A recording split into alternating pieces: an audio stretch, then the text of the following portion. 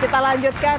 Bang Refli silahkan, ini setiap mau ngomong tadi terpotong. Silahkan Bang Refli. Saya kan Apa yang ingin meluruskan direspon? sesuai dengan undang-undangnya. Jadi gini, itulah sebabnya saya baca kenapa mereka melakukan citizen lawsuit.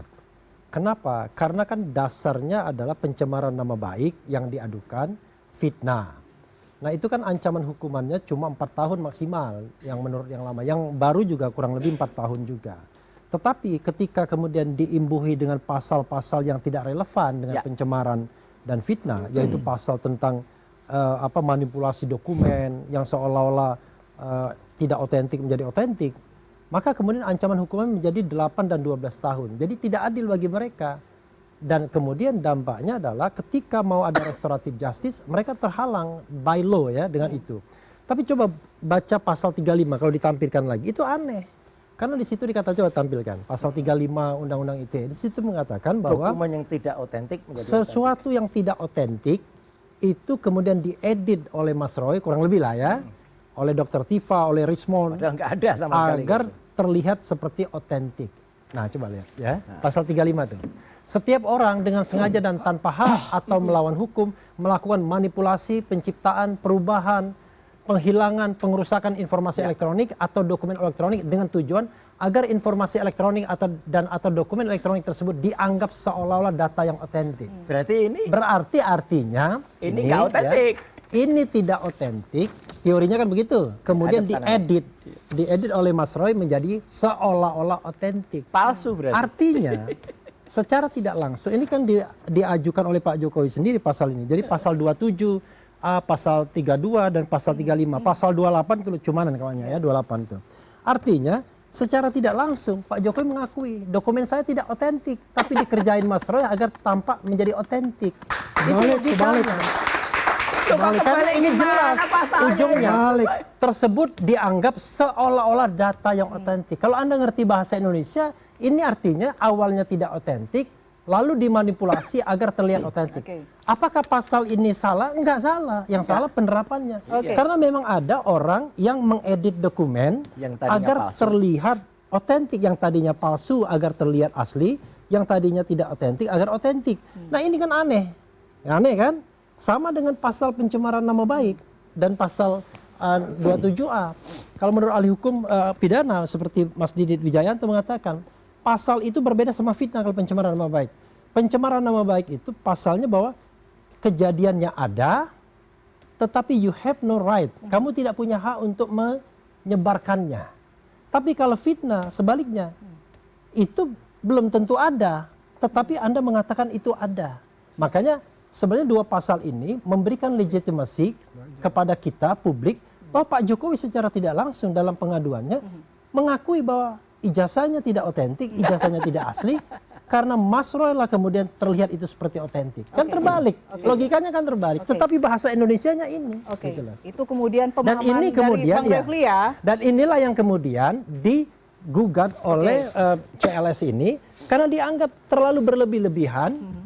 Pasal yang tadinya soal pencemaran nama baik dan fitnah, tiba-tiba masuk kepada undang-undang manipulasi yang sebenarnya ini bisnis. Satu lagi, Mbak. Di perbankan rata-rata yang kayak begini, orang mencari keuntungan mungkin uang besar dengan melakukan manipulasi seperti ini. Bukan hanya pemahaman Bang Refli. Kebetulan sebelum tahun 2008, sayalah yang membuat ini, saya yang buat naskah akademiknya. Itu asli itu, ada SK-nya. Jadi itu benar. Jadi kalau sekarang ada orang, bahkan orang yang ahli hukum saja menerjemahkan saja bisa salah. Apalagi yang nggak ngerti hukum kayak Andi Aswan ini ya, boncos kalau menerjemahkan. Tapi kita harus kasih kesempatan. Bang Lecu deh, ini kan bahasa hukum. Benar bahasa Indonesia, tapi kan pemahamannya dari sisi hukum tuh berbeda ya. Ini semua penafsiran jadinya multitafsir udah Mbak. Ya, artinya kalau kita berbicara kita yang hukum, buat ini kan sudah menjadi multitafsir. Gimana? Ya, tapi faktanya berdasarkan serangkaian penyelidikan, serangkaian penyidikan, kemudian serangkaian yang dilakukan oleh kepolisian, proses-prosesnya itu telah menetapkan Bang Roy ini sudah menjadi tersangka, Mbak. Sehingga apa?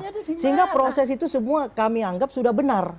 Memang apabila tidak benar, apabila dianggap ada pelanggaran prosedur dalam menetapkan tersangka, diuji saja di pra-peradilan. Iya. Bisanya Tapi ini ngomongnya nggak pernah seperti itu. diuji di pra-peradilan. Saya tiap hari menantang Mas Ini Roy. bisanya Ujilah ngomongnya Mas Roy di seperti itu, nggak pra-peradilan. kreatif. Karena dia nggak punya barang bukti dan dia sangat Bang Roy takut kan untuk pintar itu. kali, Kita kan kan pintar kreatif, kali. awas aja kita Memang Roy Suryo tuh penakut menampilkan untuk maju sosok ijazah pra-peradilan. yang terlihat jadi sekarang benar-benar palsu gitu kan, Bang Roy, kan? Palsu. Palsu apa? Asli itu Bang Roy? Memang palsu ini Nah, 99,9% Nah, kalau itu palsu. tersangka tidak sah, uji dong di pengadilan.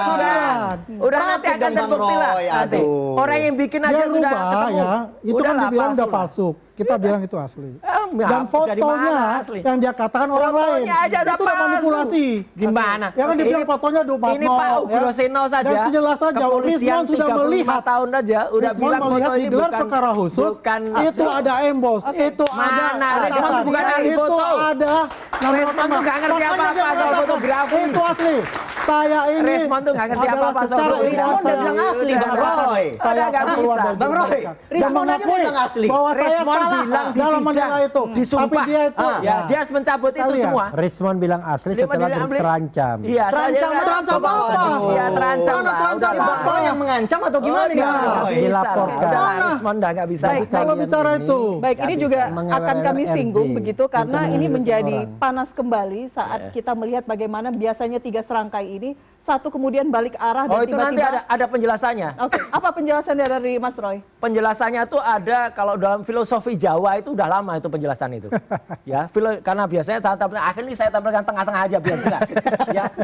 Jadi dulu itu pujangga kita sudah mengajarkan bahwa dalam seni filosofi Jawa itu kalau dalam dunia, bumi goncang-ganjing itu ada tokoh yang namanya Sengkuni.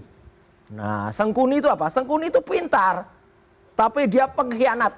Dan sekarang makin lucu lagi, Sengkuni yang ijazahnya palsu, gabung dengan Petro yang ijazahnya juga palsu. Wah, udah palsu sama palsu sekolah lah. Ya kalau saya melihatnya, Roy Suryo itu ya, Roy Suryo itu adalah pakar teletabis, bukan pakar telematika. Dia nggak ngerti Artinya sejarah. apa? Ya, Bang Andi ada berbincang langsung dengan Bang Rismon. Iya dah, nggak ngerti kita sejarah. sudah paham. Sudah Enggak, pokoknya sejarah kita bisa membuka di sini ya. Yang jelas kita tahu apa yang dibicarakan Bang Rismon itu mengenai selama ini. Enggak, mereka pertanyaan bergabung. saya, Anda sudah bertemu langsung dengan Bang Rismon? Sudah Saya belum? mau katakan. Sudah saya belum? untuk saat ini saya katakan. Sudah belum? Ini harus Nah, ini bohong dipertanggungjawabkan lagi ini. kepada publik. Siang, Tunggu Mas Roy. besok siang saya Bohong makan lagi siang dah. bareng Roy, dengan tanya dia. saya lah Bang Oke, Roy. Udah belum? sebentar ya. Tanya ke saya Pertama dong. dulu. Iya, besok ngomong apa? Besok siang belum saya saya ketemu. makan Enggak, siang. saya ngomong Andi Aswan. Oke. Andi Aswan udah Jadi belum? gini ya, dan Sudah, besok siang. akan bertemu dengan Bang Ya, Rismon. tadi hari ini tadi Oke, karena ada sesuatu Oke. ya kita makan siang oke, besok. oke. Bang Jadi Leci gini sudah ya, bertemu dengan Bang itu Rismon. duluan. Ya, saya Oke. sudah ketemu Mbak. Oke, Ya, dalam dengan tekanan Bang seperti Rismon. apa? Tadi kan Bang Refli mengatakan dalam tekanan. Ya, sebenarnya nggak ada tekanan.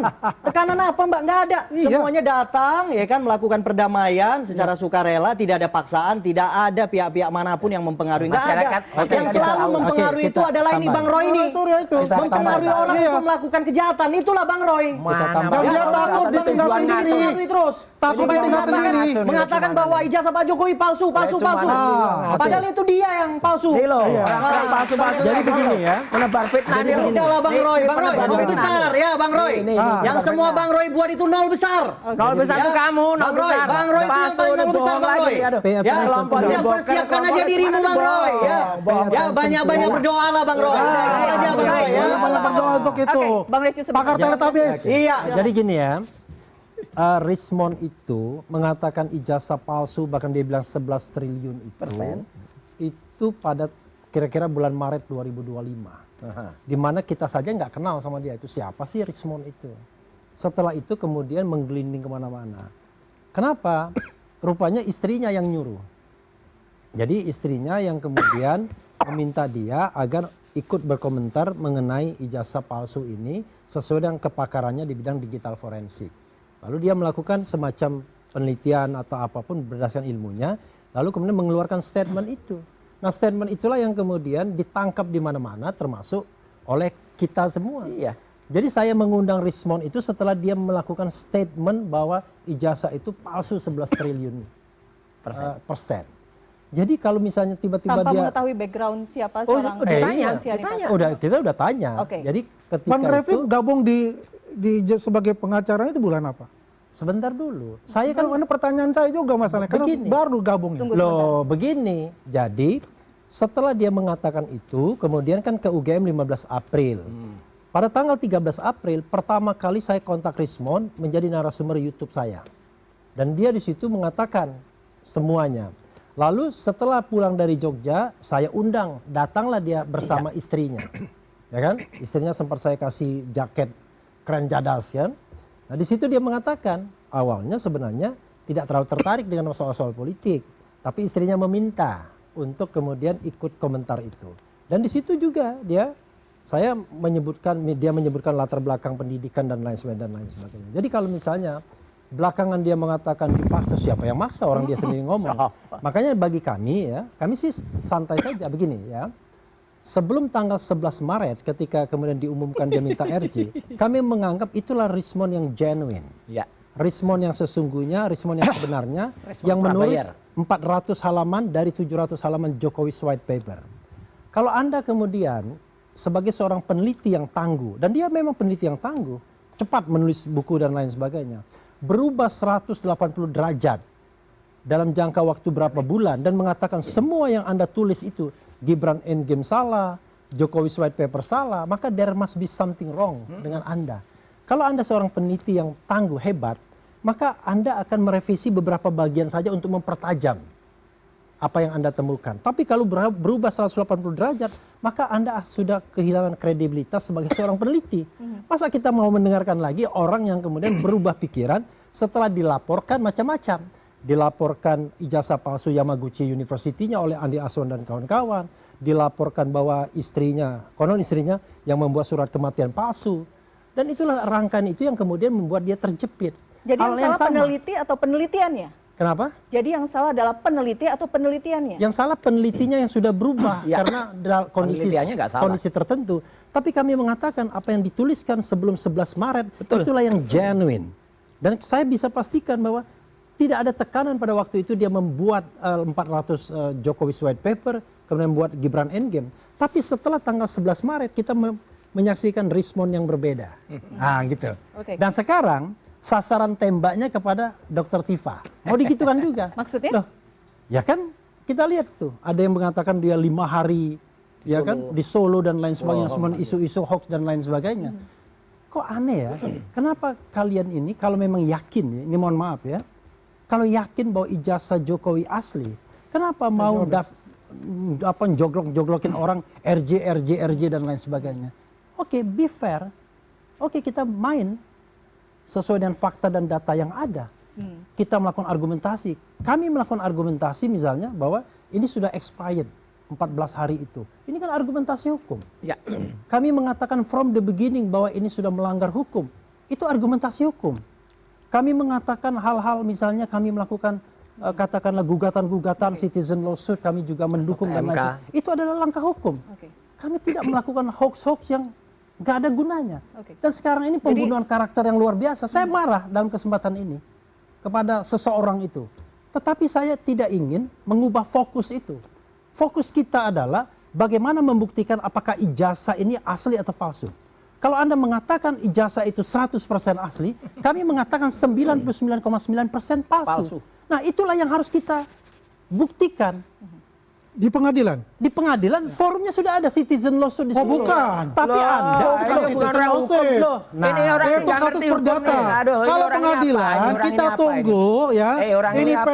Background-nya nggak jelas. Di kasus di pidana, Background-nya bukan nggak perdata di Gini, CLS. Background-nya saya sastra tambahkan, Jepang ya. ya, nggak ngerti Jadi hukum. yang apa yang dikatakan? Saya tambahkan Nggak ya. ngerti Oke, lah. Boleh, Udah, saya gini. dulu selesaikan. Hukum lah. Saya Maaf jawab ya, bentar. saya ini orang hukum, Anda bukan sebenarnya. Iyalah. Jadi kan Kita tidak bicara masalah. kita hukum. iya, gimana? Kita bicara Orang dengan nggak punya kewarasan prinsip. dan logika yang ada. Kalau kita Background-nya bicara nggak ada. tentang pembuktian ijazah, itu sudah ada sidang citizen lawsuit di Solo Iya, yang sudah jelas. dalam tahap pembuktian dan sekarang tahap pengambilan kesimpulan. Kalau Anda mengatakan bahwa ini tidak kompeten, maka sebenarnya sudah di NO di awal ya. Sudah dinyatakan bahwa ini tidak bisa lanjut sidangnya ketika ada eksepsi. Nah, Tetapi yang terjadi adalah ini lanjut sampai kemudian pembuktian dan sekarang pembuatan kesimpulan. Saya dengar lawyernya membuat kesimpulan. Tetapi during hearing itu tidak pernah pihak Pak Jokowi yang diwakili YB Irfan itu mau menunjukkan ijazahnya dalam proses pembuktian. Sementara penggugat ini sudah melakukan pembuktian. Nah, dalam kasus perdata harusnya ya, kalau Anda lebih kuat pembuktiannya, harusnya Anda dimenangkan. Tetapi persoalannya kan kita bicara the independency of the judiciary, independensi pengadilan. Lalu tiba-tiba Pak Jokowi dan teman-temannya menunggu pengadilan Mas Roy untuk pembuktian ijazah. Pengadilan Mas Roy itu pengadilan pencemaran nama baik, fitnah dan lain-lainnya, bukan pengadilan pembuktian ijazah. Pengadilan pembuktian ijazah itu di citizen lawsuit. Makanya kemudian kami berencana kembali untuk menggugat Pak Jokowi perbuatan melawan hukum agar dia diperintahkan pengadilan menunjukkan ijazahnya secara transparan. Digugat di mana? Digugat di pengadilan negeri. Di Jakarta atau di... Nanti kita lihat apakah akan Jakarta atau Solo. Baik, kita akan lihat usai jeda, tetap bersama kami di Headline with Elvira.